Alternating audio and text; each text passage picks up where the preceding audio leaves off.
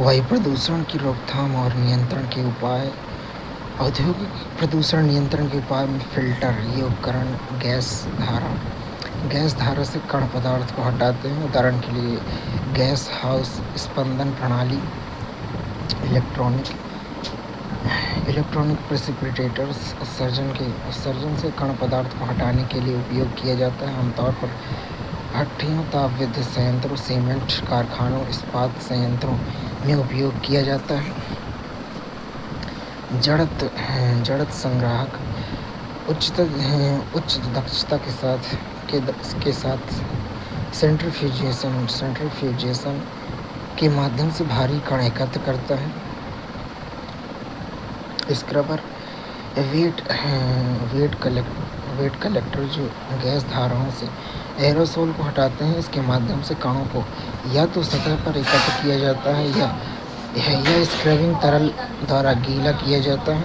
Sulphur dioxide SO2 gas जैसी गैसों को हटाने में सक्षम है। उत्प्रेरक परिवर्तन में जहरीली गैसों के उत्सर्जन को कम करने के लिए ऑटोमोबाइल में लगाया जाता है। सीसा रहित पेट्रोल की आवश्यकता होती है क्योंकि सीसा उत्प्रेरक को निष्क्रिय कर देता है। कोयला गैसीकरण एक तकनीकी प्रक्रिया जिसमें सिंथेटिक गैस बनाने के लिए कोयले की वायु, ऑक्सीजन, भाप या कार्बन डाइऑक्साइड का उपयोग करके आंशिक रूप से ऑक्सीकृत किया जाता है।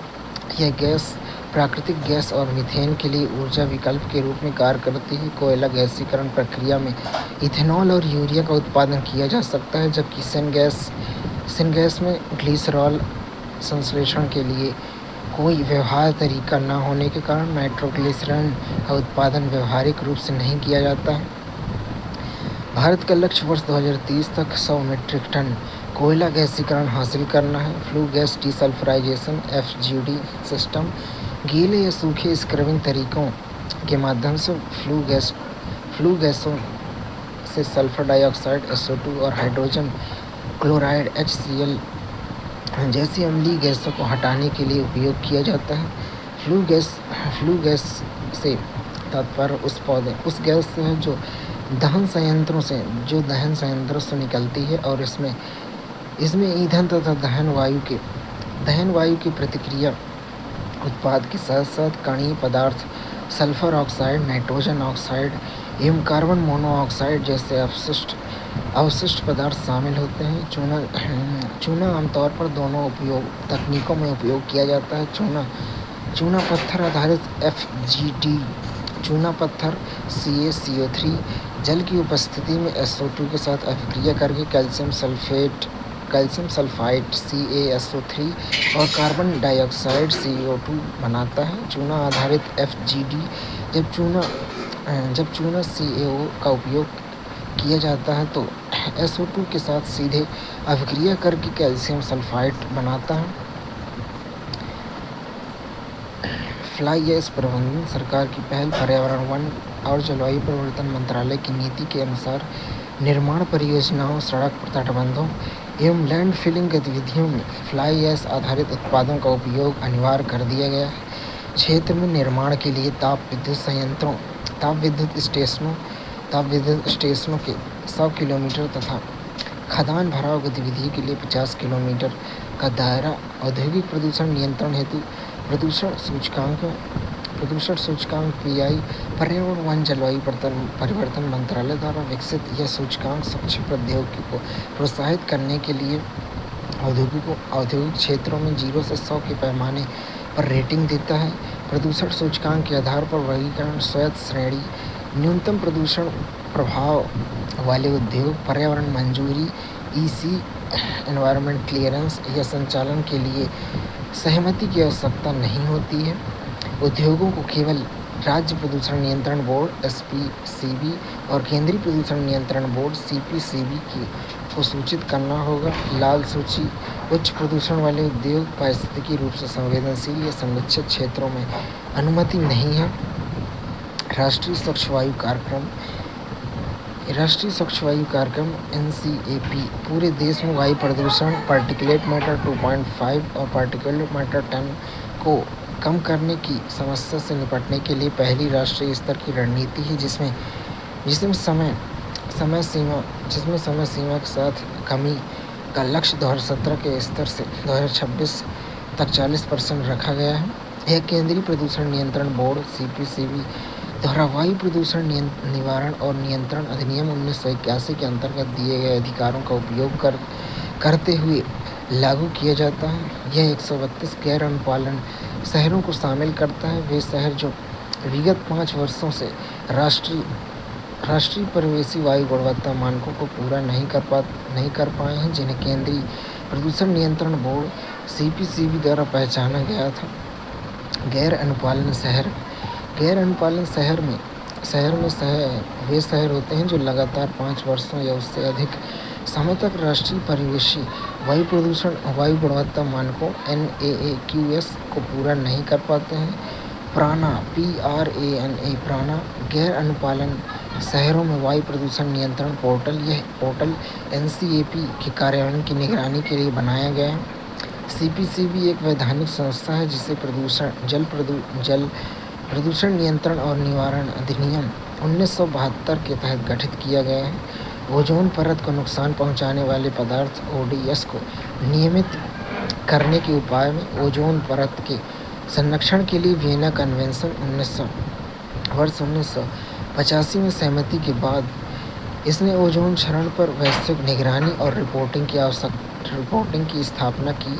ओजोन क्षयकारी पदार्थों पर मॉन्ट्रियल प्रोटोकॉल। वियना कन्वेंशन के अंतर्गत मॉन्ट्रियल प्रोटोकॉल 1987 हस्ताक्षरित की गई थी। यह समझौता वायुमंडलीय ओजोन अच्छे ओजोन की वायुमंडलीय सांद्रता में तेजी से गिरावट को उलटने में वैश्विक सहयोग की भूमिका प्रदान करता है। ओजोन परत को नष्ट करने वाले कुछ रसायनों के उत्पादन और खपत को विशिष्ट समय सीमा तक समाप्त करना। वियना कन्वेंशन और इनका मॉन्ट्रियल प्रोटोकॉल 197 पक्षों के साथ सार्वभौमिक अनुसमर्थन प्राप्त करने वाली पहली एवं एकमात्र वैश्विक पर्यावरण संधियाँ हैं। मॉन्ट्रियल प्रोटोकॉल 2016 में किगाली संशोधन। इसका उद्देश्य हाइड्रोक्लोरोफ्लोरोकार्बन (HFC) नामक शक्तिशाली ग्रीनहाउस गैसों के निर्माण और उपयोग को वर्ष 2045 तक उनके संबंधित आधार स्तरों से 80 से 85% तक समाप्त करना है। यह गैर अनुपालन उपायों के साथ हस्ताक्षरकर्ता पक्षों के बीच कानूनी रूप से बाध्यकारी समझौता है। यह 1 जनवरी 2019 को लागू हुआ। भारत HFC का केवल 3% उपयोग करता है।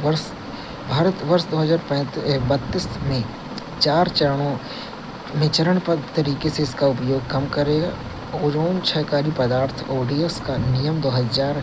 ये नियम पर्यावरण संरक्षण अधिनियम 1986 के अधिकार क्षेत्र के अंतर्गत बनाए गए हैं। ये नियम विभिन्न ODS को चरणबद्ध तरीके से समाप्त करने की समय सीमा निर्धारित करते हैं। साथ ही ODS और ODS युक्त उत्पादों के उत्पादन, व्यापार, आयात और निर्यात को विनियमित करते हैं। हाइड्रोफ्लोरोकार्बन (HFC) का प्रयोग CFC और HCFC या HBFC के विकल्प के तौर पर किया जाता है। HFC हाइड्रोफ्लोरोकार्बन्स ओजोन परत की क्षति नहीं पहुंचाते हैं, यद्यपि ये शक्तिशाली ग्रीनहाउस गैस हैं और इसका वैश्विक तापमान में वृद्धि करने की क्षमता बहुत अधिक है। नाइट्रोजन डोमिनो प्रभाव। नाइट्रोजन जीवन के लिए आवश्यक अमीनो एसिड DNA, लेकिन प्रतिक्रियाशील नाइट्रोजन (NR) एक प्रमुख प्रदूषक है। वहीं नाइट्रोजन परमाणु पहले शहरों में स्मॉग बनाता है, फिर अम्लीय वर्षा के रूप में गिरता है, उसके बाद झीलों में बहकर एल्ग ब्लूम और सुपोषण यूट्रोफिकेशन उत्पन्न करता है और अंत में नाइट्रस ऑक्साइड N2O के रूप में वायुमंडल में प्रवेश कर सकता है, जो एक शक्तिशाली ग्रीनहाउस गैस है। यह एक तत्व कई पर्यावरणीय संकटों के लिए उत्तरदायी है।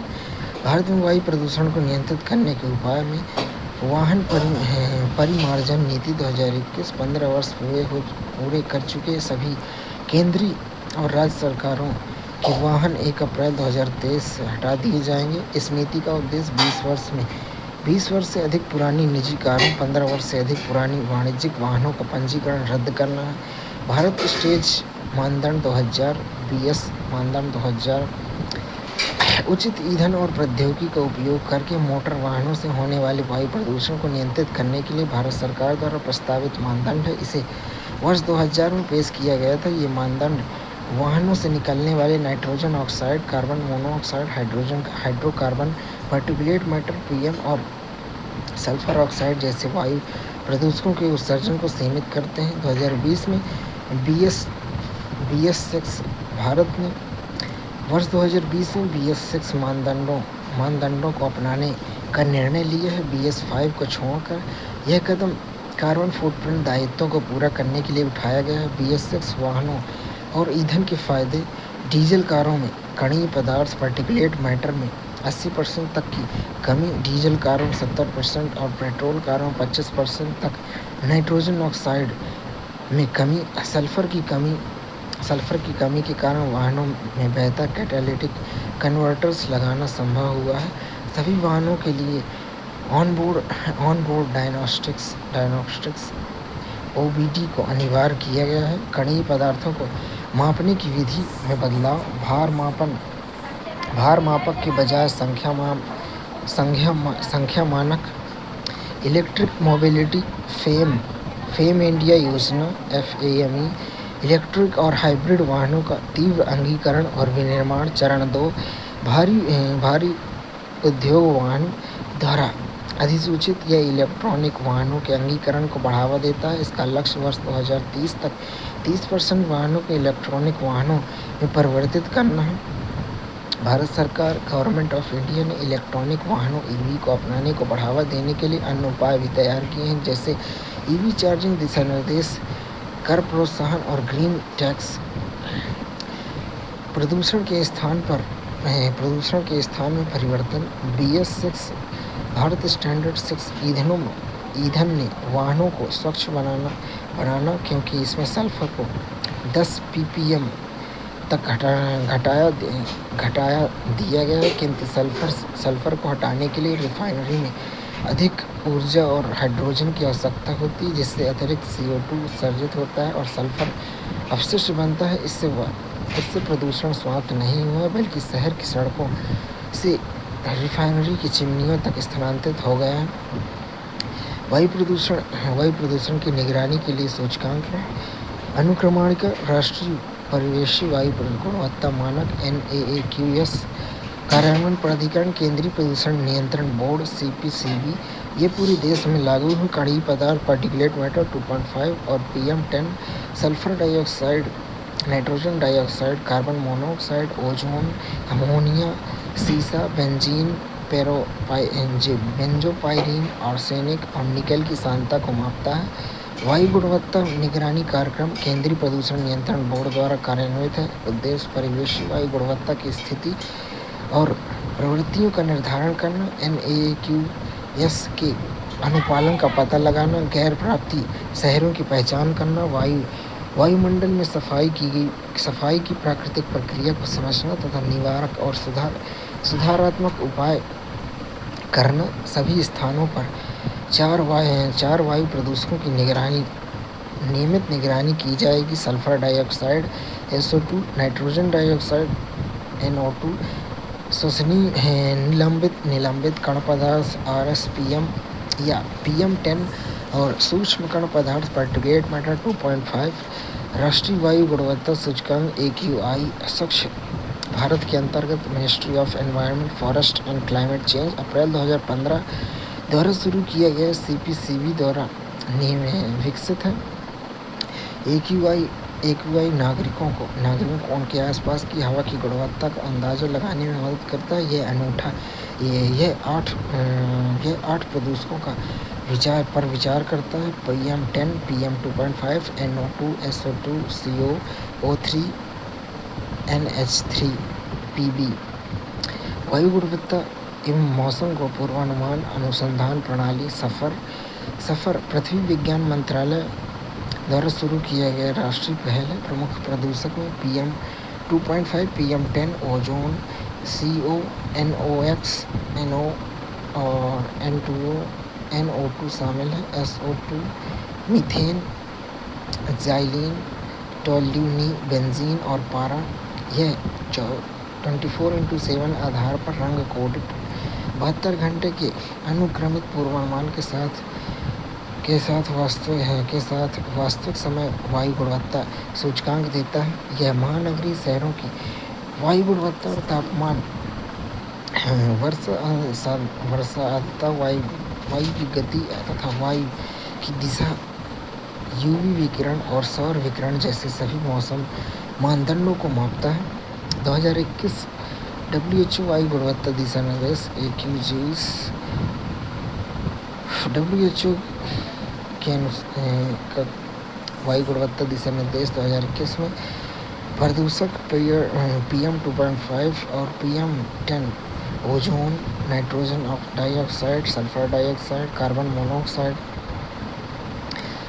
NCR में वायु प्रदूषण को नियंत्रित करने के उपाय में graded response action plan GRAP को MC मेहता बनाम भारत सन 2016 मामले में भारत के सुप्रीम कोर्ट के दिशा निर्देश के तहत तैयार किया गया था। पर्यावरण प्रदूषण रोकथाम एवं नियंत्रण प्राधिकरण यह सर्वोच्च न्यायालय द्वारा नियुक्त निकाय है, जिसे पर्यावरण संरक्षण अधिनियम 1986 के तहत पर्यावरण, वन, जलवायु परिवर्तन वन मंत्रालय द्वारा 1998 में अधिसूचित किया गया था। इसका वर्तमान उद्देश्य राष्ट्रीय राजधानी क्षेत्र में पर्यावरण प्रदूषण को रोकना और नियंत्रित करना तथा graded response action plan GRAP को लागू करना है। वर्तमान में EPCA की शक्तियाँ और अधिकार वायु गुणवत्ता प्रबंधन आयोग CAQM में समाहित कर दिए गए हैं।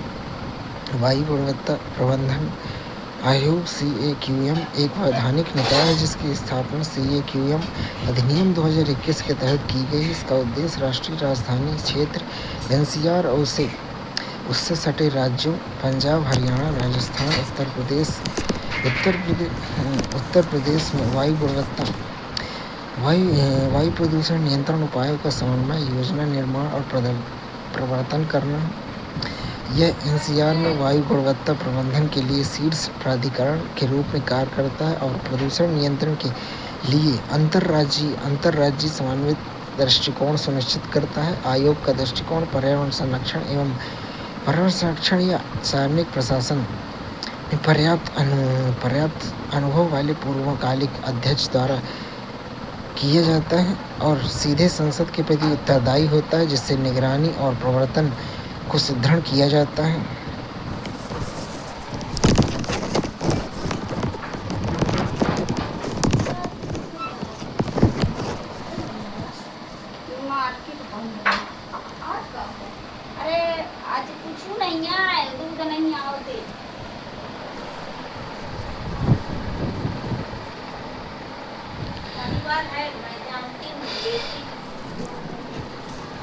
pH स्तर PM 2.5 300 UG प्रति मीटर क्यूब या PM10 500 UG प्रति मीटर क्यूब से अधिक हो जाए तब गंभीर या आपातकालीन स्थिति होती है। कार्रवाई: ट्रकों का प्रवेश रोकना, आवश्यक वस्तुओं को छोड़कर निर्माण कार्य रोकना, निजी वाहनों के लिए सम या विषम योजना लागू करना। गंभीर स्तर पर PM 2.5 250 UG प्रति मीटर क्यूब से अधिक या PM10 430 UG प्रति मीटर क्यूब से अधिक हो जाए तब गंभीर श्रेणी होती है। इस ईंट भट्ठे, hot mix plant, store fresher बंद करना, प्राकृतिक गैस विद्युत उत्पादन को बढ़ावा देना, सड़क की सफाई या छिड़काव बहुत खराब होना। PM 2.5 120 UG प्रति मीटर क्यूब से अधिक और PM10 350 UG प्रति मीटर क्यूब से अधिक हो तो बहुत खराब होता है। इसमें कार्रवाई की जाती है। डीजल जनरेटरों पर प्रतिबंध लगाना, सदियों से अपार्टमेंटों में आग लगाने को प्रोत्साहित करना, सर्दियों में अपार्टमेंटों में आग जलाने को हतोत्साहित करना। वर्ग गरीब में पार्टिकुलेट मैटर 2.5 60 UG प्रति मीटर क्यूब से अधिक हो या PM10 100 UG प्रति मीटर क्यूब से अधिक हो जाए तो कार्रवाई में कचरा जलाने या पर जुर्माना लगाना, पटाखों पर पटाखों पर नियंत्रण लागू करना, उद्योगों को नियंत्रित करना, सड़क की सफाई, छिड़काव करना। अन्य उपाय में पुराने वाहनों पर प्रतिबंध लगाना, खुले में दहन पर रोक लगाना तथा दिल्ली में पुराने वाहनों के लिए एक्सप्रेस वे का उपयोग करना। पराली जलाने को कम करने के उपाय में पूसा डीकम्पोजर, यह एक फंगल सॉल्यूशन गुड़ और चने के आटे का मिश्रण है जिसे पराली पर छिड़का जाता है। इसके बाद पराली 20 दिनों में जैव विघटन हो जाती है। सुपर एसएमएस और happy seeder, super stable management system, super SMS पराली को काटने और उसे समान रूप से फैलाने में मदद करता है। हैप्पी सीडर पराली को साफ किए बिना गेहूं को सीधी बुआई में मदद करता है। गौठान यह छत्तीसगढ़ सरकार द्वारा शुरू किया गया एक अभिनव प्रयोग है जिसके तहत गौठानों की स्थापना की जाती है। गौठान प्रत्येक गांव में स्थित 5 एकड़ का भूखंड होता है जहां अनुपयोगी पराली या फसल अवशेष को पराली दान जनता के दान के माध्यम से एकत्र किया जाता है। उसे जैविक खाद में परिवर्तित किया जाता है। अन्य उपाय में स्मोक टावर, ये बड़े पैमाने पर वायु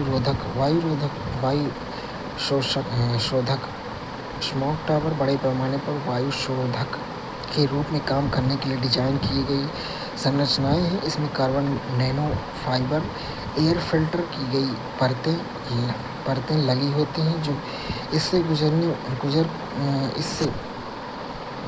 इससे गुजरने पर हवा में मौजूद प्रदूषकों को साफ करती हैं। हरित पटाखे, वर्ष 2019 में बढ़ते प्रदूषण को देखकर उच्चतम न्यायालय ने हरित पटाखों के उपयोग को अनिवार्य कर दिया जिसमें पार्टिकुलेट मैटर 10 और पार्टिकुलेट मैटर 2.5 को 30% तक कम करने के लिए बेरियम नाइट्रेट को जगह पोटेशियम नाइट्रेट और जियोलाइट का उपयोग किया गया था। इन्हें CSIR नीरी द्वारा विकसित किया गया है। जल प्रदूषण जल में अवांछनीय पदार्थों और या प्रदूषकों की उपस्थिति के रूप में परिभाषित किया जाता है, चाहे वह कार्बनिक हो, अकार्बनिक हो, जैविक हो, रेडियोलॉजिकल हो या तापीय हो, जो जल की गुणवत्ता को इतना खराब कर देता है कि वह उपयोग योग्य नहीं रहता है। जल में प्रदूषण भार मापन, घुलित ऑक्सीजन, डिसॉल्व ऑक्सीजन DO, जल में मौजूद मुक्त ऑक्सीजन के स्तर को संदर्भित करता है। जल में इष्टतम घुलित ऑक्सीजन DO, डिसॉल्व ऑक्सीजन सामग्री जलीय जीवों के अस्तित्व के लिए महत्वपूर्ण है। जल में घुलित ऑक्सीजन DO को प्रभावित करने वाले कारक में सतह में हलचल, प्रकाश संश्लेषण गतिविधि, जीवों का CO2 की खपत, कार्बनिक या अकार्बनिक अपशिष्टों की उपस्थिति और कार्बनिक पदार्थों का अपघटन। घुलित ऑक्सीजन DO सामग्री 0.8 mg प्रति लीटर से कम हो तो दूषित जल होता है। घुलित ऑक्सीजन DO सामग्री 4.0 mg प्रति लीटर से कम हो तो अत्यधिक प्रदूषित जल होता है। जैविक ऑक्सीजन मांग BOD, बायोलॉजिकल ऑक्सीजन डिमांड, यह जीवाणु और अन्य सूक्ष्म जीवों द्वारा उपयोग की गई ऑक्सीजन की मात्रा को दर्शाता है जब वे एक निर्दिष्ट तापमान पर वायवीय ऑक्सीजन मौजूद है स्थितियों के तहत कार्बनिक पदार्थों का विघटन करते हैं। इसे प्रति लीटर जल में ऑक्सीजन के मिलीग्राम में व्यक्त किया जाता है। जैविक ऑक्सीजन मांग का उच्च मान जैव निम्नीकरणीय कार्बनिक अपशिष्टों के कारण उच्च प्रदूषण तथा जल में निम्न घुलित ऑक्सीजन DO तत्व को दर्शाता है। चूँकि BOD बायोलॉजिकल ऑक्सीजन डिमांड जैव निम्नीकरणीय पदार्थों तक सीमित है, इसलिए यह जल प्रदूषण को मापने की विश्वसनीय विधि नहीं है। चूँकि BOD जैव निम्नीकरणीय पदार्थों तक सीमित है, इसलिए यह जल प्रदूषण को मापने की विश्वसनीय विधि नहीं है। रासायनिक ऑक्सीजन डिमांड COD, यह जल के ये जल के नमूने में कार्बनिक, जैव निम्नीकरणीय और गैर जैव निम्नीकरणीय और ऑक्सीकरणीय अकार्बनिक यौगिकों के ऑक्सीकरण के लिए आवश्यक ऑक्सीजन की मात्रा को प्रति मिलियन भागों में मापता है, इससे जल के नमूने में प्रदूषण के स्तर के बारे में अधिक व्यापक जानकारी मिलती है। जल प्रदूषण के कारण औद्योगिक अपशिष्ट, भारी धातुओं, पारा, कैडमियम, तांबा, सीसा, क्रोमियम, आर्सेनिक और कई तरह के कार्बनिक यौगिकों का उत्सर्जन। केंद्रीय जल परिषद रिपोर्ट के अनुसार लोहा सबसे आम संदूषक है। तापीय और विकिरण प्रदूषण। जल के तापमान में वृद्धि से जल में घुली ऑक्सीजन कम हो जाती है। तापमान में अचानक वृद्धि से मछलियाँ और अन्य जलीय जीव मर जाते हैं। जल निकायों के पास या सुनामी और भूकंप जैसी प्राकृतिक आपदाओं के दौरान परमाणु घटनाएं जल निकायों में विकिरण जोखिम का खतरा पैदा करते हैं। खनन में विभिन्न खनन कार्यों में साइनाइड, सल्फ्यूरिक अम्ल और पारे जैसे रसायनों के साथ साथ बहुत अधिक मात्रा में जल का उपयोग किया जाता है, जिससे इन रसायनों द्वारा भूजल और सतही जल को दूषित करने की संभावना बढ़ जाती है। इसके अलावा नदी जल में भारी मात्रा में रेत खनन से भूजल प्रदूषण होता है और जल स्तर कम हो जाता है। ताज़ा जल में लवणता सिंड्रोम एफएसएस मीठे जल के पारिस्थितिकी तंत्र को दूषित करने वाली लवणीय अपवाह की प्रक्रिया है। लवण प्राकृतिक रूप से ताजे जल में पाए जाते हैं, जो आमतौर पर चट्टानों के टूटने और प्राकृतिक रूप से लवणीय भूजल के कारण होते हैं। मानव जनित गतिविधियों से यह और भी बढ़ जाता है।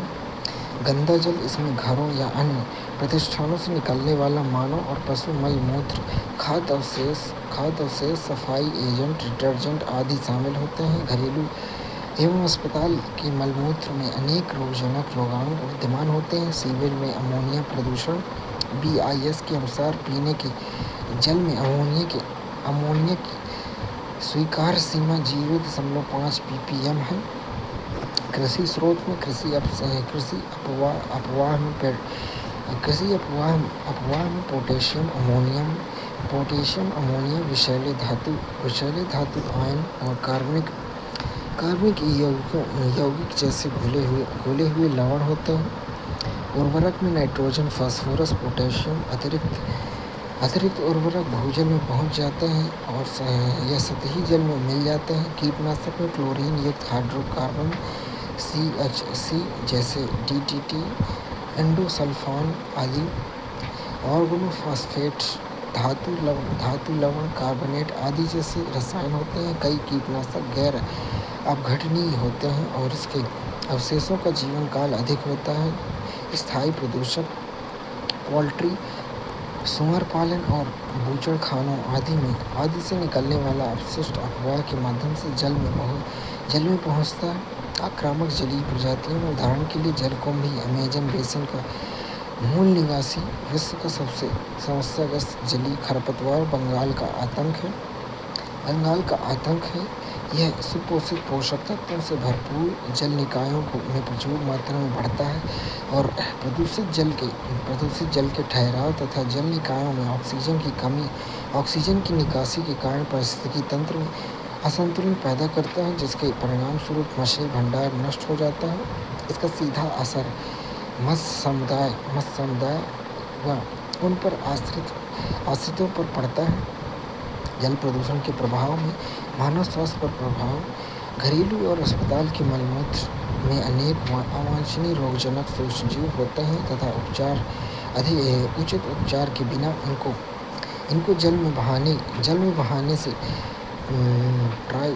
टाइफाइड, हैजा आदि जैसी गंभीर बीमारियां फैल सकती हैं। औद्योगिक अपशिष्ट जल में जैसे सीसा, जस्ता, आर्सेनिक, तांबा, पारा और कैडमियम धातुएं मनुष्यों और अन्य जीवों पर प्रतिकूल प्रभाव डालती हैं। पर्यावरण पर प्रभाव। जलीय प्रदूषण है। जलीय पारिस्थितिकी तंत्र पर प्रभाव। जल प्रदूषण के कारण जैव विविधता को नुकसान होता है, क्योंकि भारी धातु और कीटनाशक जैसे प्रदूषक जलीय जीवों को मार देते हैं या उनके जीवन चक्र को बाधित करते हैं, जबकि संवेदनशील प्रजातियां विलुप्त हो जाती हैं। कृषि अपवाह से अतिरिक्त पोषक तत्व यूट्रोफिकेशन सुपोषण को जन्म देते हैं, जिससे ऑक्सीजन की कमी हो जाती है और उस क्षेत्र में मृत क्षेत्र बन जाते हैं। इससे जलीय जीवों का दम घुटने लगता है। यह जैव संचयन और जैव आवर्धन के माध्यम से खाद्य श्रृंखलाओं को भी बाधित करता है, जिससे शिकारियों एवं पारिस्थितिकी तंत्र पर असर पड़ता है। सुपोषण यूट्रोफिकेशन ये विभिन्न पोषक तत्वों नाइट्रोजन, फास्फोरस के साथ जल निकायों को अत्यधिक समृद्ध करने की प्रक्रिया है। इसके परिणाम स्वरूप सरल वनस्पति जीवन शैवाल, प्लवक की प्रचुर वृद्धि होती है, जो अंततः समुद्री घास अन्य जीवों के लिए ऑक्सीजन रहित स्थिति उत्पन्न करती है। प्राकृतिक सुपोषण में प्राकृतिक घटनाओं के माध्यम से जल निकायों का अत्यधिक लेकिन क्रमिक संवर्धन, खनिज और कार्बनिक पदार्थ। कल्चरल सुपोषण यह मानवीय गतिविधियों और उनके परिणाम स्वरूप उम्र बढ़ने की घटना के कारण झीलों में तेजी से पोषक तत्वों के संवर्धन की प्रक्रिया है।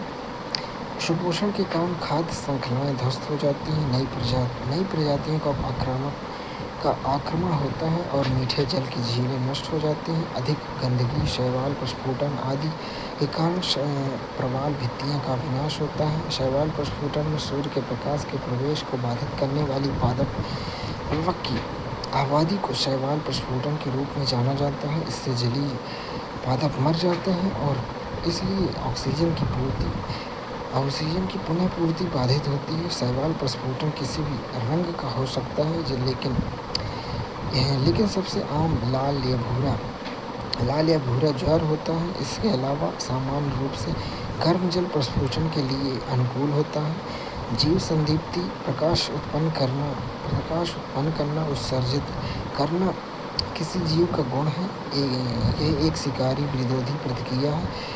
जीव, पादप, कवक और जीवाणु जीव संदीप्ति प्रदर्शित करते हैं। आमतौर पर उथली प्रजातियों की तुलना में गहराई में रहने वाले और प्लवकीय जीवों में दीप्ति अधिक होती है। रात के समय समुद्र तटों के किनारे दिखाई देने वाले नीले ज्वार इस घटना के कारण सक्रिय होते हैं। समुद्री प्रदूषण, प्लास्टिक अपशिष्ट, तेल, रिसाव, माइक्रोप्लास्टिक समुद्री जीवन को नुकसान पहुंचाते हैं, जिससे उन्हें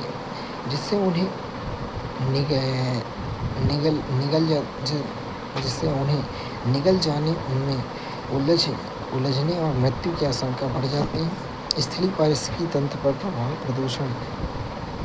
प्रदूषित जल ताजे जल के स्रोत को दूषित करता है, जिससे वन्य जीवों और मानव स्वास्थ्य पर गंभीर असर पड़ता है। इसके अतिरिक्त सिंचाई के लिए प्रदूषित जल का उपयोग करने से मृदा की गुणवत्ता खराब होती है, जिससे कृषि उत्पादकता कम होती है। दूषित जल पीने वाले स्थलीय जानवरों की विषाक्तता, प्रजनन विफलता या मृत्यु का सामना करना पड़ता है।